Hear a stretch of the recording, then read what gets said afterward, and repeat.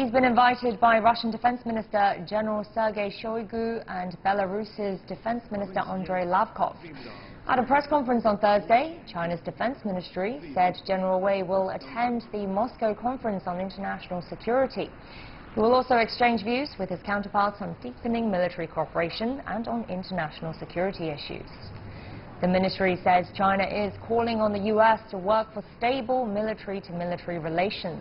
This includes upholding the One China policy and stopping arms sales to Taiwan. CGTN's Han Bing has more. Tensions never seem to ease in these strategic waters. Last Friday, another U.S. Navy destroyer sailed within 12 nautical miles of China-controlled islands and reefs in the South China Sea, the second such venture this year.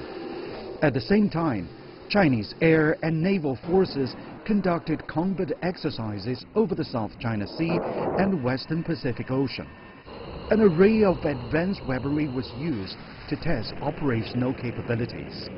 The Chinese military says it strongly opposes U.S. provocations conducted in the name of freedom of navigation.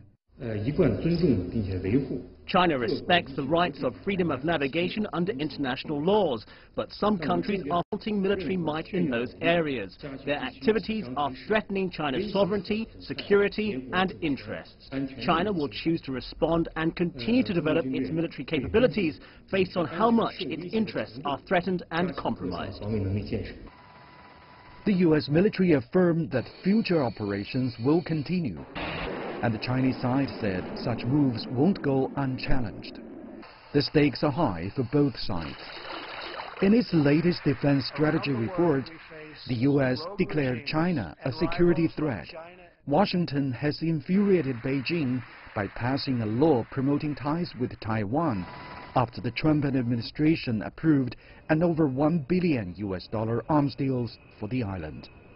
China has condemned the U.S. over the legislation, saying it violates the One China policy that Washington has committed to observing.